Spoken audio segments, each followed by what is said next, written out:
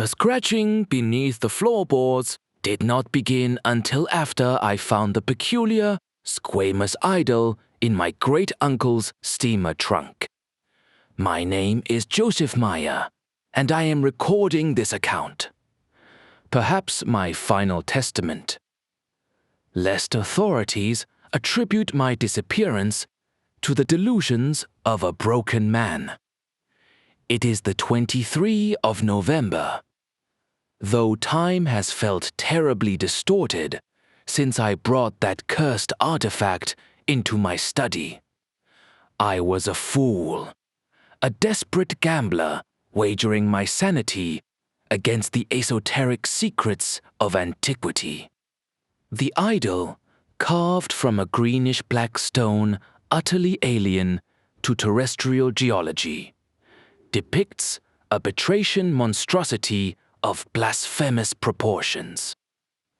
Its very presence emits a faint, acidic odor that burns the throat and summons singular, nightmare-ridden slumbers filled with cyclopean architecture. My sole companion in this crumbling Arkham home is a tortoise-shell cat named Barnabas. Ordinarily lethargic, Barnabas has undergone a profound and sinister transformation. He paces the library endlessly, his amber eyes fixed on the shadows. 2 nights ago, he began to stand rigidly at the cellar door, fur raised in electrified peaks, hissing at an unseen terror in the subterranean damp. It was then that the nocturnal sounds commenced, driving cold panic into my chest. Not the settling of ancient timbers, but a rhythmic, gelatinous slithering, accompanied by an abhorrent piping noise resonating from the bowels of the earth. My mind reels.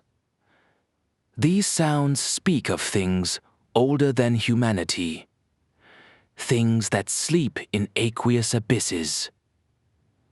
Tonight, the plot of this cosmic tragedy has thickened beyond my capacity for rational denial.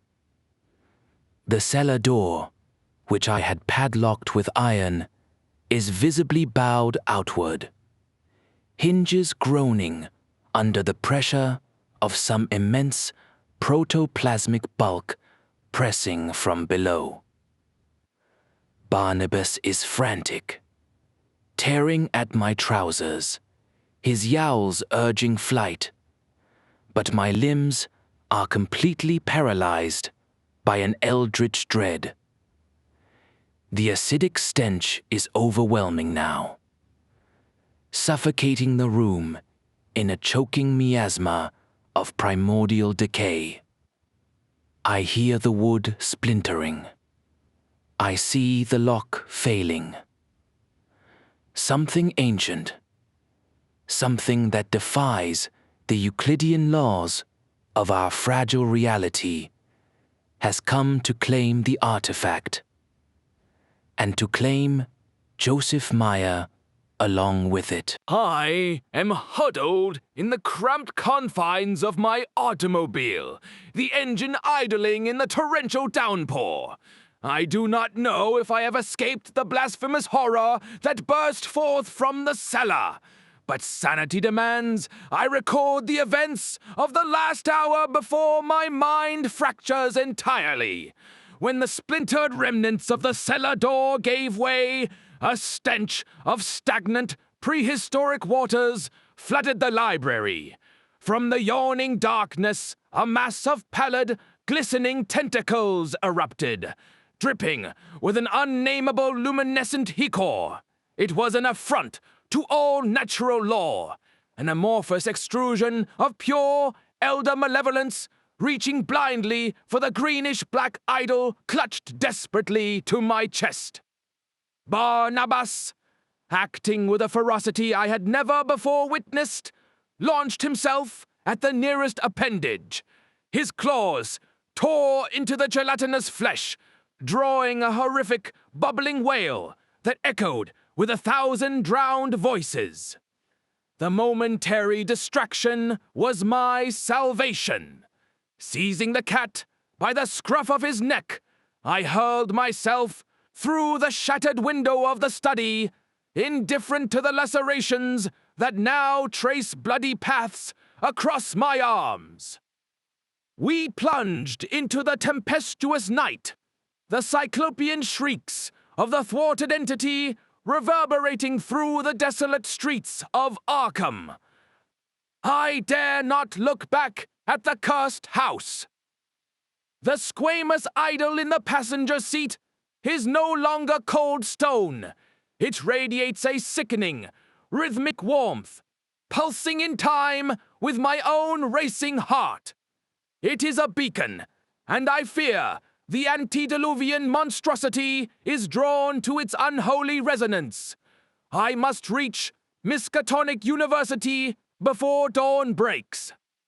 Dr. Armitage's notes on the pangacortic manuscripts are my only hope of understanding what cosmic threshold I have unwittingly crossed. Barnabas shivers beside me, his fur matted with rain and that abhorrent, glowing fluid from the creature. He stares fixedly at the dashboard, issuing a low guttural growl. My God, the rain on the glass is beginning to form impossible, geometric patterns, twisting the streetlights into leering alien constellations. The thing from the cellar is not merely pursuing us, it is warping the very fabric of the world around my fleeing vehicle. I am pressing the accelerator to the floor, yet the shadows ahead seem to be elongating, reaching out to swallow us whole. The silence within the Orne library is more terrifying than the cacophony of the storm. I have barricaded myself in the restricted collection, yet I fear the masonry of Miskatonic University offers no true sanctuary against the trans-dimensional predators I have unleashed. Barnabas crouches atop a stack of folio volumes, his pupils dilated until his eyes are twin pools of obsidian, fixed upon the vaulted ceiling. The car failed me at the very gates. The machinery, seemingly dissolved by the same acidic miasma that permeated my study. I had to stagger through the quadrangle, clutching that blasphemous stone idol, while the shadows of the elms writhed like the tentacles of some subterranean kraken. The geography of this venerable institution has shifted into a non-Euclidean nightmare. The corridors I have walked 100 times now stretch into impossible lengths. The angles of the walls meeting at degrees that defy human architectural sanity. It is as if the presence of the idol is folding reality upon itself, bringing the shunned plateaus of Leng into local convergence. I reached for the Pinnacotic manuscripts, hoping for a banishing ritual. But the vellum pages began to smoke and char beneath my touch. The ink bled upward, forming loathsome hieroglyphs that pulsed with a dull, sickly light.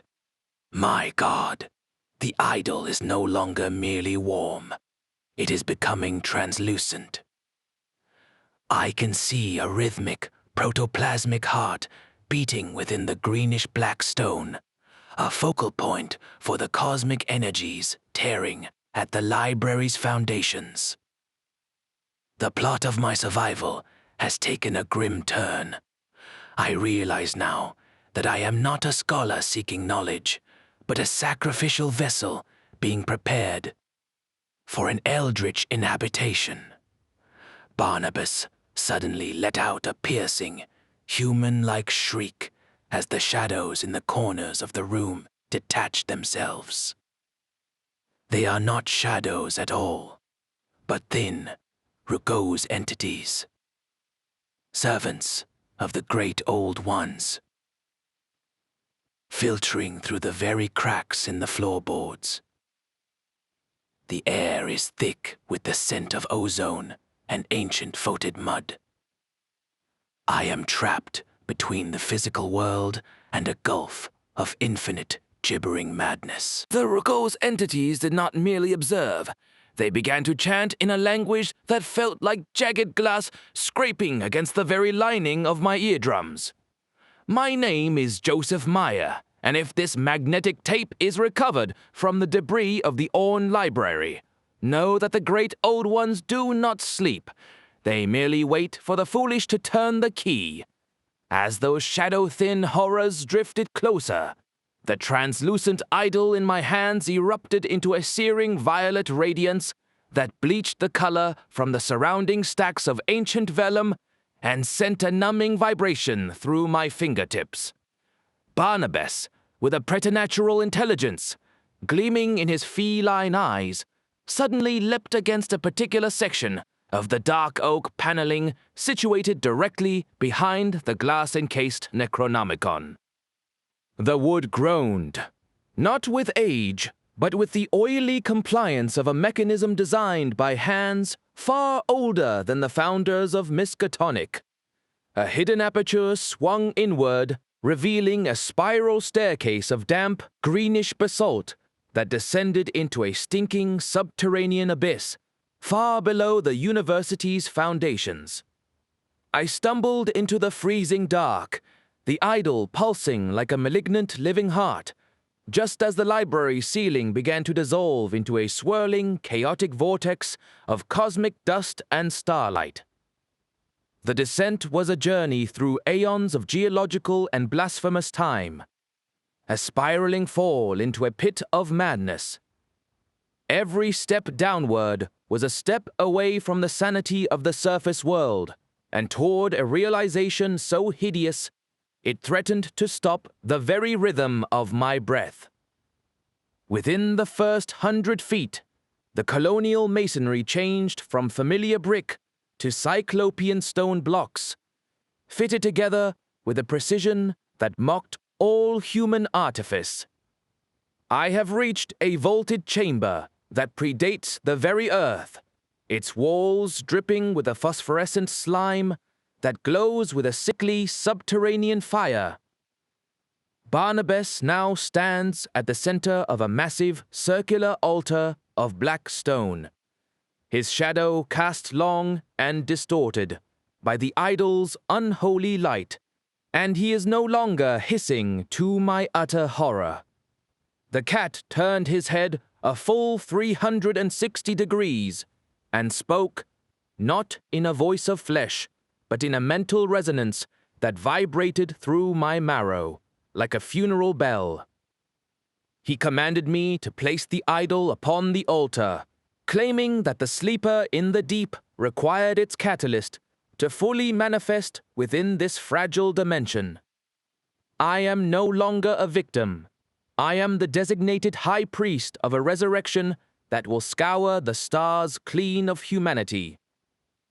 The ritual of the opening gate has already begun. My fingers trembled with a palsy of pure, unadulterated terror as I approached the basalt altar. Barnabas, or whatever entity now inhabited that feline frame, watched me with a cold, predatory detachment that suggested I was merely a mechanical component in some cosmic engine. The mental voice resonated again, a vibrating bass that threatened to shatter my teeth, demanding the idol be wedded to the stone. I am no hero. I am a man whose curiosity has led him to the precipice of the ultimate abyss. With a sob of resignation, I placed the pulsating, translucent artifact into the circular depression at the altar's summit. Instantly, the phosphorescent slime on the walls flared into a blinding violet conflagration of eldritch energy. The floor beneath my feet did not merely shake. It dissolved into a gelatinous, shifting surface that felt like the belly of some gargantuan, trans-dimensional beast. The idol began to sink into the basalt, melting the stone with an acidic intensity that filled the vaulted chamber with a stinging yellow vapor. The trajectory of my mortal life has been irrevocably severed as the idol vanished. The altar split asunder, revealing not a pit, but a window into the black gulfs between the stars. I beheld the sleeper, not a singular entity, but a roiling blasphemous sea of eyes and maws. A protoplasmic divinity that has waited since the stars were young. The chamber around me began to stretch and warp, the cyclopean blocks of Miskatonic's hidden foundation being sucked into the void like grains of sand. Barnabas began to expand, his fur sloughing off to reveal a rugose, gray hide that shimmered with an unhealthy, iridescent sheen. We are no longer beneath the soil of Massachusetts. The gravity has shifted, the air is thin, and tastes of ancient copper. I am standing upon the rim of a sunken city of non-Euclidean spires that rise from a black, oily ocean. This is Rue, Sly, or some nightmare reflection of it, and the gate is now standing wide. I can hear the great old ones stirring in their aqueous tombs. And I realize, with a jolt of madness, that the idol was not a key, but a beacon for my own transformation.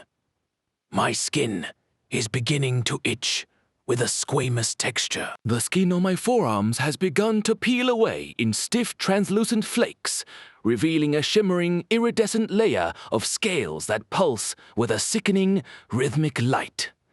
I, Joseph Meyer, stand upon the basalt wharves of a city that was old when the earth was a molten cinder, staring into an oily black sea that defies the very laws of buoyancy. Barnabas, if that rugose, many-angled horror can still be called such, crouches atop a monolith of green-black stone, his mental voice now a cacophony of 1,000 whispering ghouls. He informs me that my arrival was not a matter of chance, but a calculated inheritance, the final settling of a debt owed by the Meyer line since the dark days of the Innsmouth raids. The acidic scent of the idol has been replaced by the overpowering stench of ancient, rotting kelp and the metallic tang of cosmic ozone. This place is the nexus of the void, a threshold where the boundaries between our fragile reality and the outer dark have grown thin enough to tear. Every step I take across these non-Euclidean pavements sends a shock of alien memory through my fracturing mind. I see the shadows of Arkham superimposed upon these basalt spires. The Miskatonic University is a mere ghostly overlay upon a temple of cyclopean proportions. The plot of my existence has been a lie, a mere prelude to this horrifying metamorphosis. As I reach the center of the great plaza, I behold a colossal, winged shadow rising from the black waters, its form shifting and churning like a storm of dark stars. It is the sleeper, the great old one, whose name is a vibration in the marrow of my bones. I am not to be his priest, but his tether, the living anchor that will drag his blasphemous presence into the physical world. My fingers have elongated, the nails hardening into obsidian talons, and my throat now produces a wet, bubbling gurgle instead of human speech. The transformation is nearly complete. I am becoming the gateway itself, a bridge of squamous flesh across which the terrors of the abyss shall march to reclaim the earth. The agony of my dissolution is surpassed only by the hideous clarity of my new, multifaceted vision. I, Joseph Meyer, or the residue of that wretched man, now perceive the universe not as a collection of matter, but as a series of fragile, overlapping membranes. My thoracic cavity has distended, the ribs cracking and reforming into a protective cage for a heart that now beats with the slow tectonic rhythm of the abyss. Barnabas, a rugo sentinel of shifting geometries, stands upon a plinth of basalt that was carved before the birth of the sun, his mental commands now manifesting as searing brands upon my consciousness.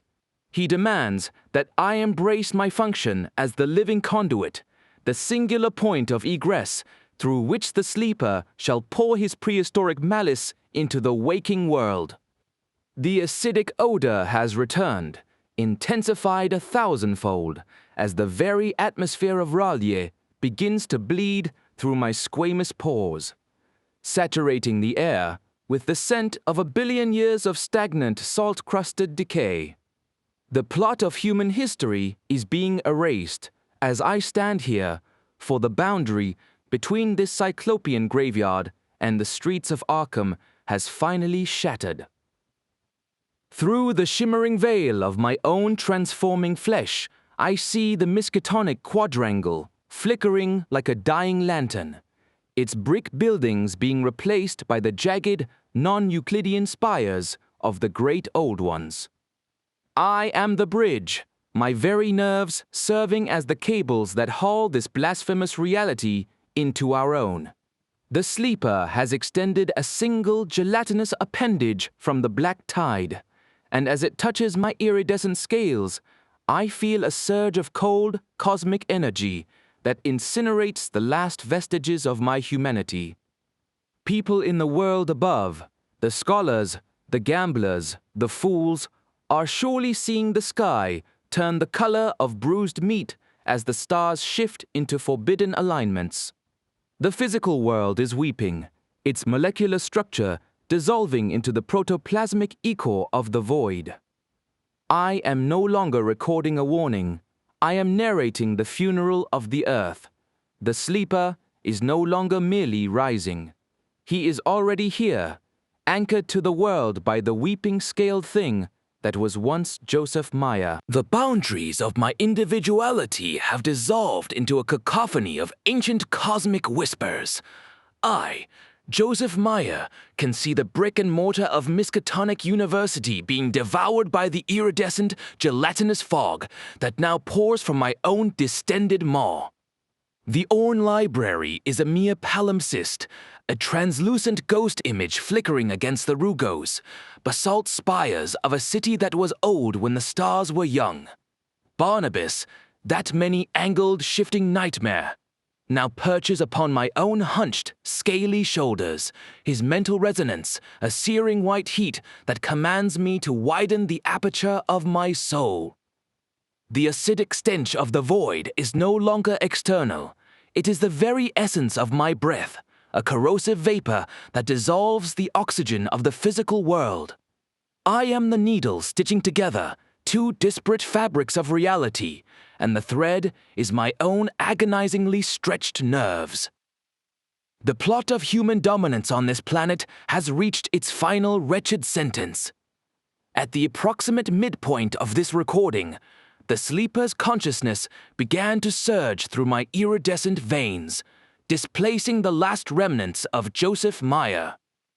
My memories, my childhood, my great-uncle the steamer trunk, are being consumed by the vast glacial thoughts of a divinity that dreams in the dark between galaxies.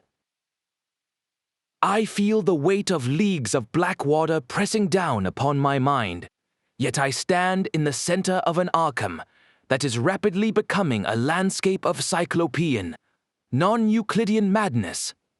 The sleeper has not merely touched me.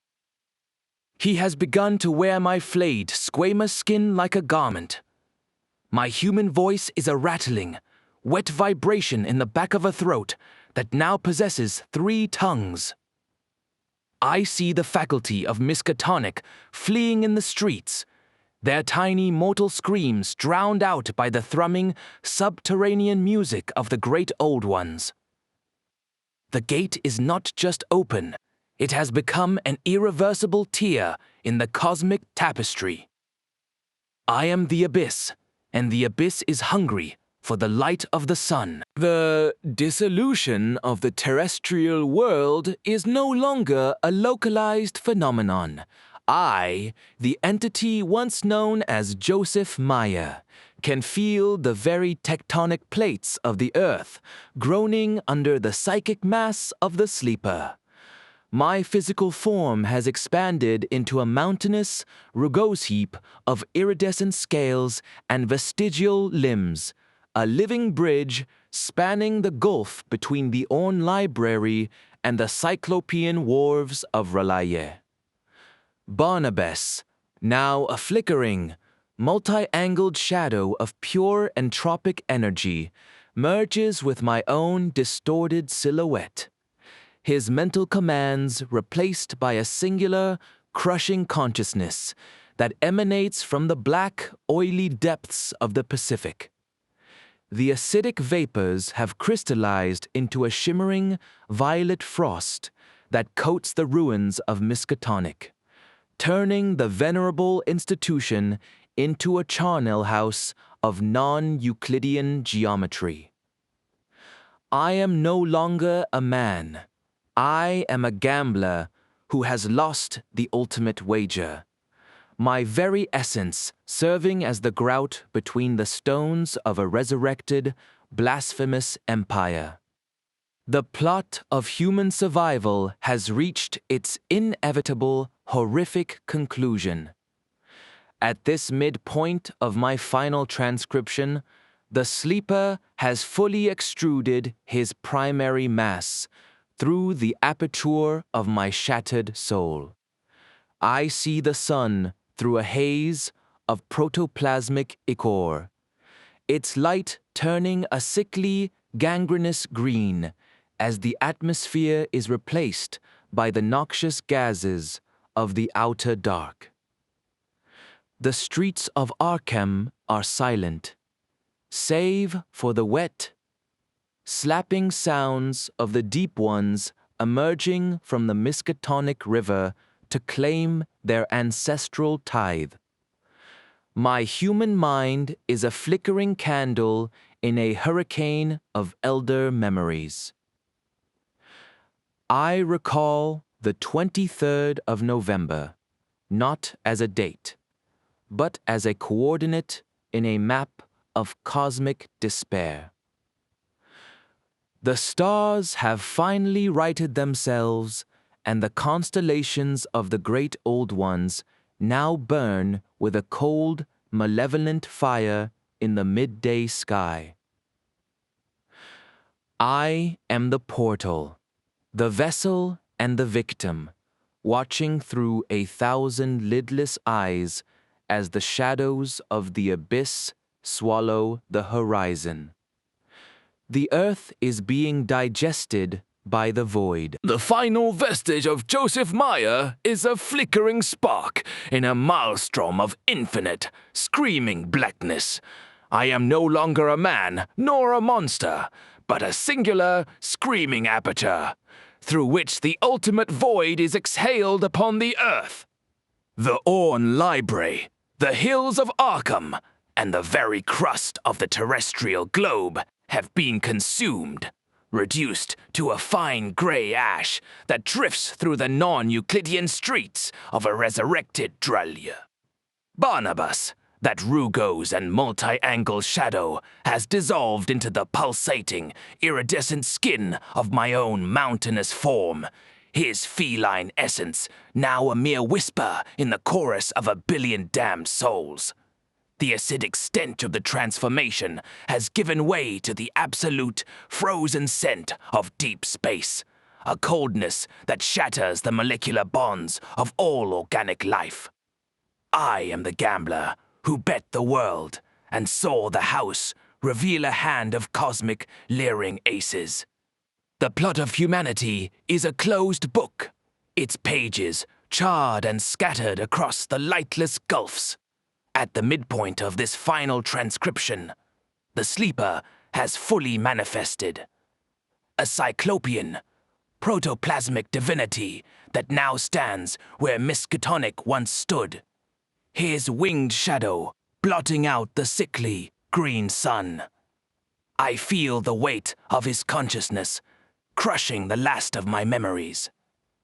The 23rd of November, the steamer trunk, the face of my great uncle, into a fine, meaningless dust. The gate I have become is now wide enough to admit the Sultan of Demons himself. And the air is thick with the rhythmic, gelatinous piping of the outer gods. I see the earth, not as a planet, but as a ripened fruit being peeled by the obsidian talons of the abyss.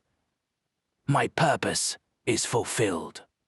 I am the bridge that collapsed into the water, and the water is now all there is. The stars have shifted for the last time, aligning into a pattern of absolute elder despair.